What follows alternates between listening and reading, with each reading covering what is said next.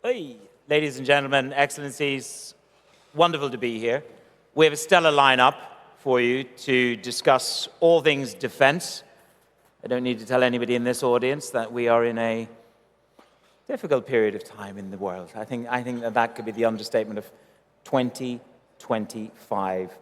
The title of this panel is, Will Europe Lead Its Own Defense Renaissance? Europe, the world, has been jolted by President Trump in multiple fronts. We've had, I would say, short, sharp shock in regards to many industries, but the defense industry especially so, the pressure on NATO to up their budgets and up their game. So let's go to Monsieur Le Drian, first of all. Monsieur Le Drian, great to see you. You have a long tenure in defense and European foreign affairs. You think we've not just had a short, sharp shock, but we should prepare for something perhaps a little bit more extreme. Good afternoon, sir. Bonjour, si je peux revenir sur... If I can come back to introductory remarks, I think the European world has first been shocked by the aggression of the Russian armed forces before it was shocked by the arrival of Trump too. If you speak about the mobilization, financial mobilization, which is necessary for the defense of Europeans, the increase in the spendings, significant ones decided in the summit of The Hague, they have two origins. First one is necessity, and second is doubt. Necessity because Europe is threatened, because its eastern flank is fragile, vulnerable, because Russia is equipping itself militarily. There's a lot of hybrid warfare, also incursions by planes, airplanes, including the airspace of members of the alliance in Europe. So a necessity to defend itself and perhaps forget about the dividend of peace. But also doubt, not only necessity but doubt. Doubt on the way the United States are going to assess the implementation of Article 5 of the Atlantic Alliance Treaty. A question which is not new. It has started already, and I can see my British friend, my former British friend in the room. He may remember too. It did start under Trump 1. We had a memorable meeting of NATO with Trump asking questions to leaders in Europe. And also you didn't do sufficient efforts. So there is a doubt. How will President Trump interpret the concept of the alliance? It seems like it's more a sort of an insurance. So that the guy in charge of the insurance is asking questions and challenging those who are insured. But the only time it was triggered, Article 5, it was for the guy who was insuring, United States in Afghanistan.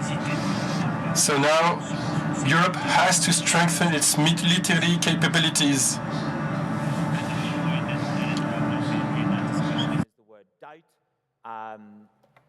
Doubt on multiple fronts. It's not just doubt on the American commitment to Article 5, but doubts all the way around. Amit, good afternoon. Picking up on Monsieur Drian's comments, we have doubt. We're grappling with massive changes and demands in defense. How do you see the world? Have you been jolted?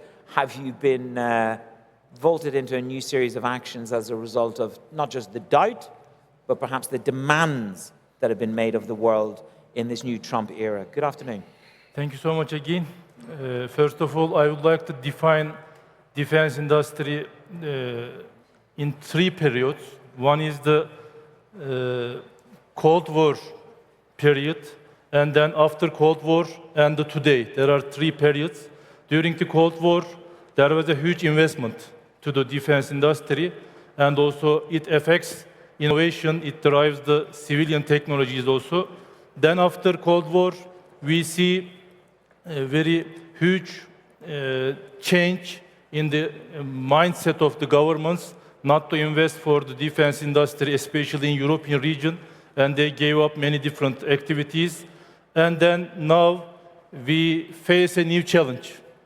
The challenge change everything, and today governments trying to provide peace and security to their nations, to increase their budgets, to increase their investments on the defense industry. But the critical question for the European Renaissance is this a fluctuated temporary situation due to the Ukraine-Russia war, or this is a permanent transformation? If this is permanent, if this is long-term policy, we will see at the results. What about the results? We must see the long-term orders, new policies about the investments, new policies about the regulations. So the result will face in the future to us. We will see what's going on in the future.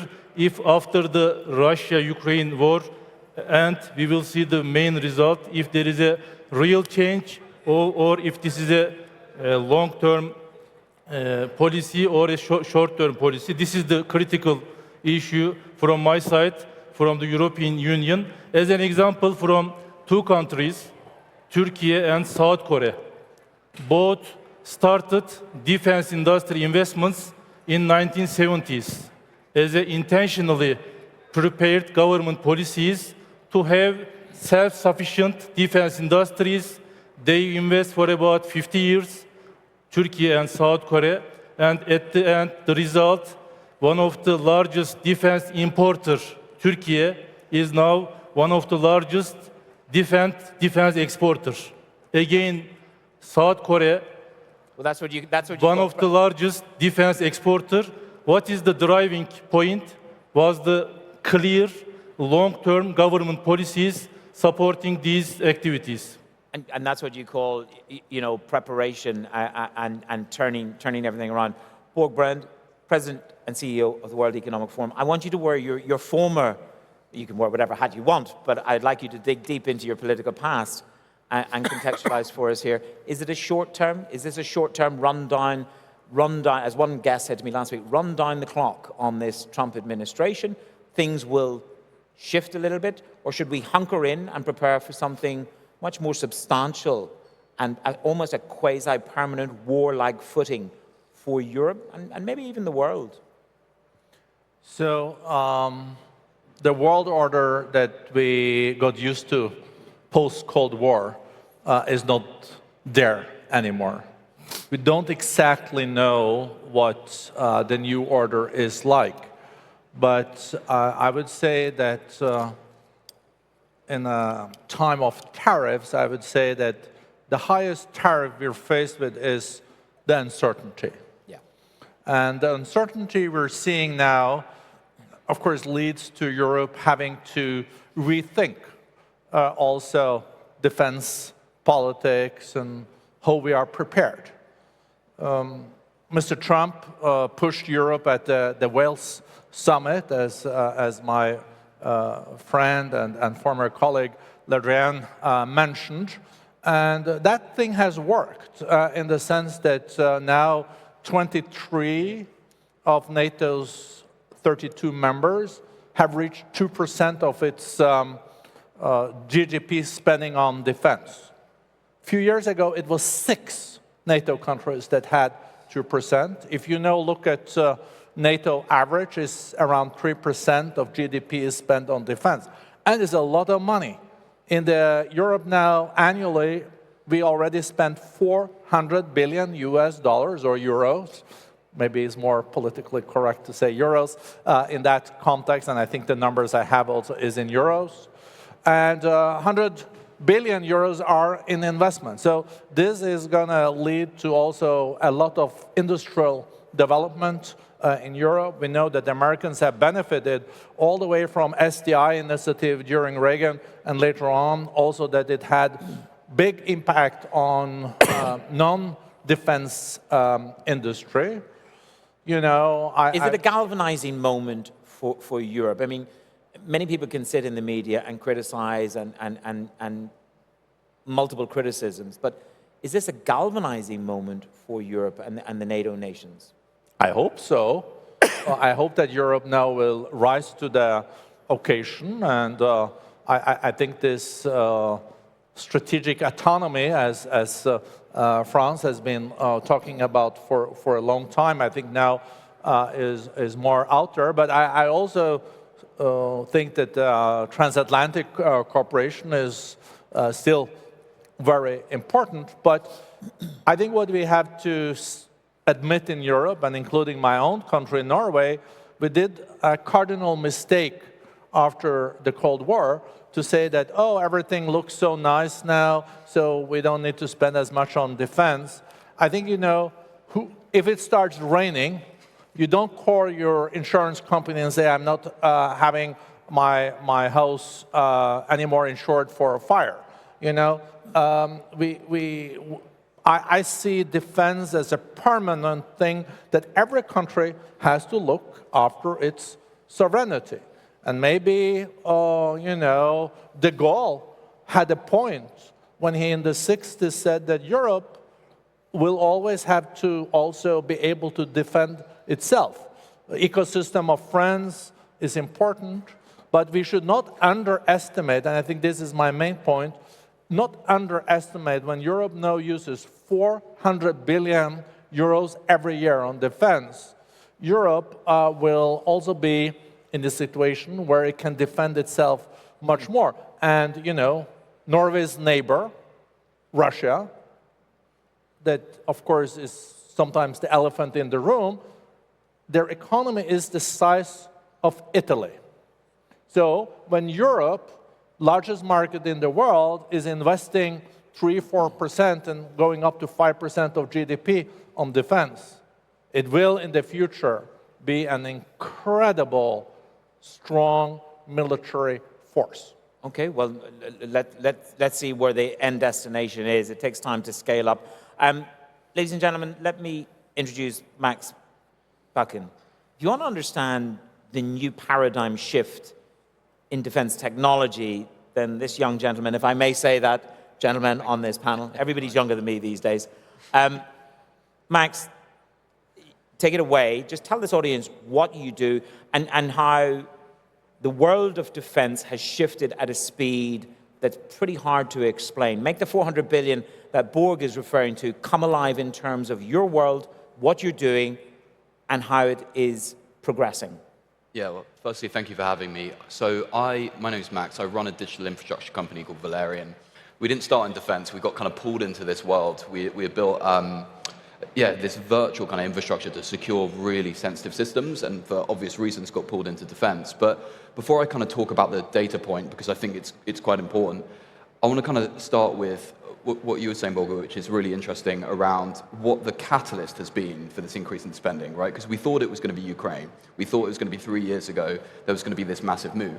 The reality is we've really started moving properly from the beginning of this year, right? So the relationship with the Trump administration has really changed how we're viewing things. But I think the first point I'd like to make, being a little bit at the tip of the spear when it comes to building frontier technologies like this, I think budgets aren't always the answer. I think one of the big problems we have in Europe isn't necessarily the raw dollar amount spend. It's really the regulatory burden. And I was talking to someone very senior in the defense space in the UK, and we were talking about the fact that traditionally it's taken up to 6 years to get some of these technologies to market, right? Valerian's not even 6 years old as a company. So it's just we don't have the bandwidth, the resources as a nation as Europe, let alone the time to wait around on the bureaucratic angle. So that's the first thing I'd say. But I think the second point, as it pertains to technology, is the future of war is autonomous. I think that's quite clear. There's a really interesting new unit set up in Ukraine called the Unmanned Systems Force, and that's all about autonomy in drones. And obviously that tells you something about where we're going, let alone the consumer market that we're seeing in Palo Alto and humanoid robots. You can kind of see where this is going. obviously, what we think about a lot is how do you secure the systems and the data lakes that underpin building that autonomous system? Because obviously, you have to keep that infrastructure sovereign, and obviously that's what we work on a lot in our day-to-day jobs, is how do you keep the sovereign systems sovereign to the states that are creating the data and using the data? Because what we don't want is that incredibly valuable data exfiltrating, going to train other systems, and we can see where it could go very, very wrong. So I would say we come at this from a place of the future of war is autonomous. How do we secure the substrate that underpins that? Pier Alberto from Fincantieri, join the conversation. You come at it from a different perspective, political from Turkey, but here you are at the heart of Italian industry and European industry. Give us your perspective just in terms of the jolt that we've had and what it has meant. It's interesting that, you know, Max sort of says, well, the world thought that 3 years ago when the Ukraine-Russia conflict began, that we would be vaulted into spending significant sums. It didn't start really, according to Max, until the start of this year. Can you square this away for us from your world? Sure. But let me take the perspective of heavy industry people, because, you know, shipbuilding, naval shipbuilding is, first of all, heavy industry. And we take the perspective that if we have to increase expenditure in defense, it is very important to understand which is the impact on the economy. So in order for taxpayer to understand the situation, it's helpful to tell them which are the positive impacts in terms of GDP. So this is the perspective of someone that is building combatant ship, that we are in the business of labor, we are in the business of steel, we are in the business of engineering. Let me say we are hardware people, first of all. And this is very important. From European perspective, this is particularly important because at the moment of spending more, we should spend better. And let me introduce the topic of defragmentation, which is one of the issues of European defense. Mm-hmm. So if you have to increase the expenditure, and if you have to be, let me say, responsible in front of your public opinion, you have to guarantee that you pursue economy of scale and economy of scope.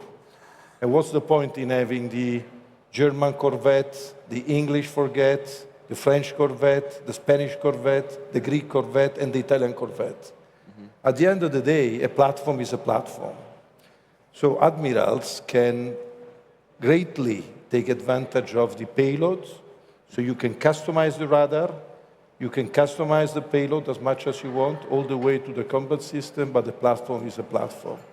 So from a heavy industry perspective, let me introduce the topic of defragmentation. If you compare the budget of US and the budget of Europe, you will see that it's a fraction, by the way. But if you compare the number of platforms of US and the number of platforms of Europe, you will be astonished. So this is a change in the mindset, which means that the decision maker has to go beyond, you know, the short-minded national interest and get into a European economy of scale and economy of scope. And has Europe been jolted into that mindset? You know, you talk about defragmentation, put your house in order, combine, united we stand. But is Europe ready to do that from a defense point of view? Let me say, Europe is issuing this program called SAFE, which is 150 billion that every nation can draw down. The conditions to have access to this facility are 3. One, that you have to spend the money between 2030. So i.e. European Union want nations to increase the spending in the short term. 2, you have to involve at least 2 nations. So this is an incentive to defragmentation. So in order to have access to this facility, you have to join forces with another nation. 3, you have to comply with the 65% of European content. So European Union wants nations to buy more, but also to create a larger industrial base and progressively to fill the gap between what you produce internally and what you buy from the outside.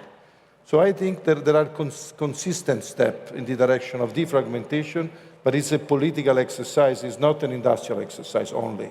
Okay, it's interesting because I haven't lived at home in Europe for nearly 10 years, so I'm not quite sure whether that zeitgeist of communicating what we're doing, why we're doing it, why we're spending it, and what you're all going to get from it has been delivered. Let's go to Canada. They've got a few issues at the moment, but we won't talk about those because it's all going to be fine. I have it on good authority. Eric Martel is the president and CEO of Bombardier. I just want to go in the private jet, really.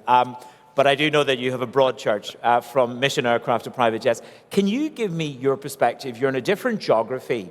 You're listening to Europe, Politico, businessmen from Britain, etc., talk about what needs to happen. And it's very interesting, Pierberto's perspective. What is yours from the vantage point of Bombardier and from Canada? Yeah. So let me start, first of all, to say thank you for everybody for being here. I think, being Canadian, first of all, we feel that our values are very well aligned with Europe in general. That's number one point.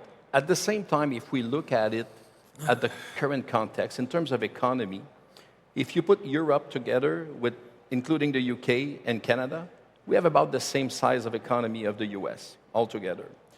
So to me, working together makes us probably more powerful in terms of being more sizable. Okay.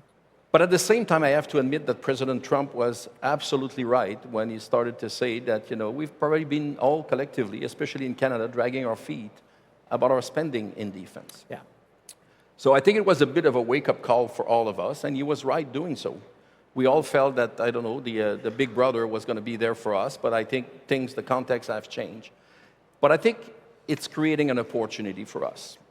Today, I think our industrial footprint of defense, there's one, but it could be much more significant if we all work together. But I think when I say all work together, it's very important. We all have our strength. We can all contribute in a certain way. I can build airplane in Canada and do other stuff, and some other country. I think France is probably an example in terms of sovereignty of being able to buy their own equipment, do their own equipment. If you look at Europe in general, and Canada is about the same, we buy 64% of our equipment from the US altogether, which is a lot. We could produce a lot more, but the industrial footprint needs to exist, and if we work together, I think the possibilities are there. So, and I was giving France as an example, but it's a long journey. It's not going to happen over a year and a half, over 2 years. President de Gaulle in the early 60s, probably even I've seen quotes in the late 50s, declared that he wanted to have France as a sovereign nation as much as possible to build their own military equipment and defense equipment, which today they're probably at 85, 90%, depending on where you get the information. So there is a possibility to do it if we work together, putting all our strength around and building capability. And as an example, I'll give you an example. So Bombardier, we produce business jet. Our airplane are the ones that are flying at 51,000 feet, longest range distance, you can fly 8,000 nautical miles. So today, you don't anymore need the big Boeing or Airbus airplane, that is costly to operate, that fly at 30,000 feet. You can use a jet because the equipment you put on it, like surveillance equipment, radar, communication equipment, has become smaller and smaller. And you don't need the big plane, so you can put it on a business jet. You're going to fly higher, you're going to fly faster, you're going to fly further, and get much more performance actually out of the product and do it cheaper. I think this comes back to the evolution of technology. All industries commoditize it in different ways. Borg. No, I think one thing is the amount of money you spend on defense, but I think it's also an opportunity for Europe to spend this money wisely. I think closer collaboration is one thing, but you know that also the way of warfare is changing every day. So we used to say that you had to have good soldiers and equipment, then you could win a war. But then we saw during the First and Second War that you had to have great logistics. So it was great equipment, great soldiers, then it was the logistics, and we saw that also in the Ukraine war when the logistic didn't work, it didn't work.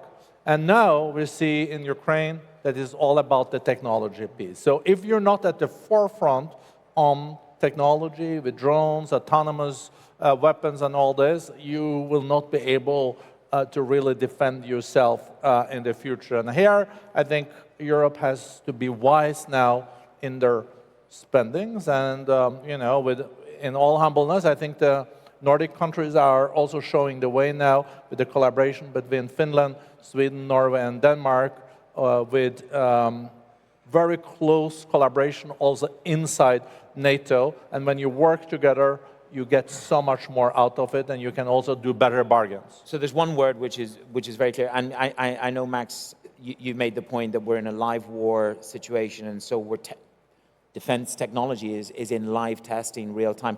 I want to bring in just time is short, so Monsieur Jean-Yves, if we can be short, sir. This is about alignment, cooperation between defense companies like Bombardier with government. Are they now aligning more? Is that where we are? Does that need to improve further, sir? There's really a new set of data for both industries and governments, and the governments are sharing. First, they share the analysis of the threat and the necessity to increase considerably the effort. It's a long-term effort, it's a long-term work to answer my neighbor, and also increase the spending in a long term. And for the firms, for the industrial firms, I think that three challenges to face at the same time. First, the challenge of massive capabilities.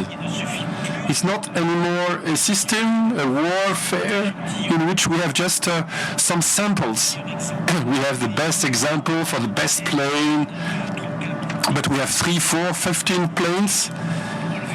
So the massive capabilities, number of capabilities are necessary, including, armored vehicles. It can be also very simple systems, not systems that are sophisticated. Well, we are back to 1914 in some ways. Second, we need to be up to the challenge of innovation. Innovation is everywhere. Innovation is everywhere, and there are lots of areas in which the European firms are late. And third, we need to really be up to the challenge of articulating massive capabilities and the innovative technologies. European defense being late, jolted, I would say, into reality, late at the gate. Pierre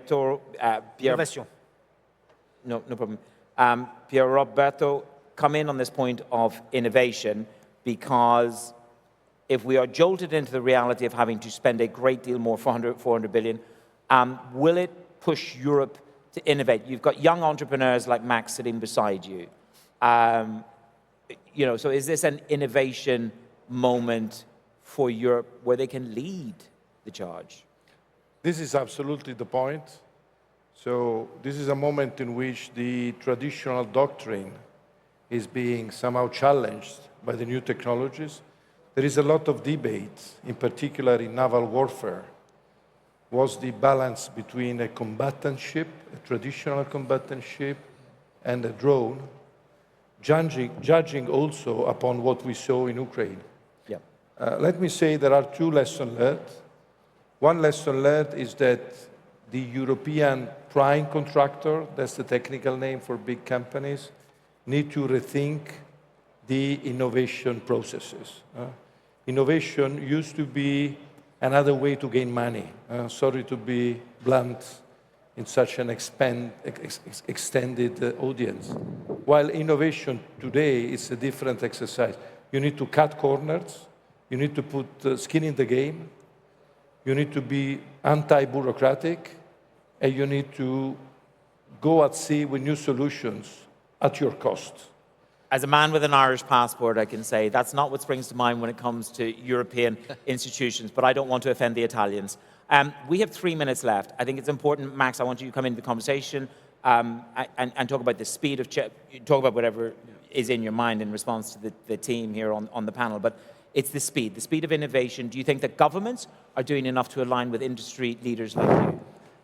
Absolutely. And I think one piece as well to Eric's point is about like, we don't need like the British equivalent of X, the French one, the German one, but I do think we need some kind of European sovereignty because we are at this point, and I don't think it's protectionist or nationalist to say that Europe does need its own sovereign resilient systems. Europe writ large, I don't mean this like the UK needs its own, but at the end of the day are obviously dependent on only having American software infrastructure. It's not necessarily a bad thing, but in this time, I think maybe 10 years ago we couldn't build these kind of cutting edge capabilities. I do think that's changing.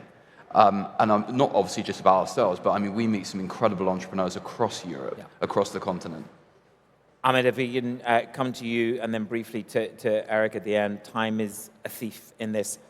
Collaboration is a theme for you between government and industry, and that's the most important point for you, isn't it? I would like to just mention, if we all companies, government and citizens, if we have a mindset change, if we consider defense industry not a cost center, but a innovation, source of innovation and the future, the investment to the society's future, all the things will be better. This is my final point. The mindset change in defense industry, inside the citizens, inside the government and all the companies. Well, let's give the closing comment to the Canadian on the panel.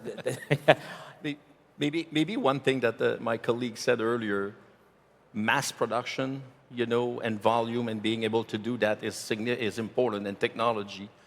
And I think I would say, I will give you a Canadian example. During World War II, Canada alone produced 16,000 fighters, 16,000. So the war lasts like 5-6 years. So people got together, you know, it was mass production because there was the urgency that, you know, we needed to do that all together. We were working with the British, with the French, with everybody, but we built 16,000, and the speed of innovation and technology was outstanding. So I'm sure that in today's world, with the tools we have, we can do it again. Ladies and gentlemen, Excellencies, your panel today on defense, a galvanizing moment for Europe. Thank you. Thank you.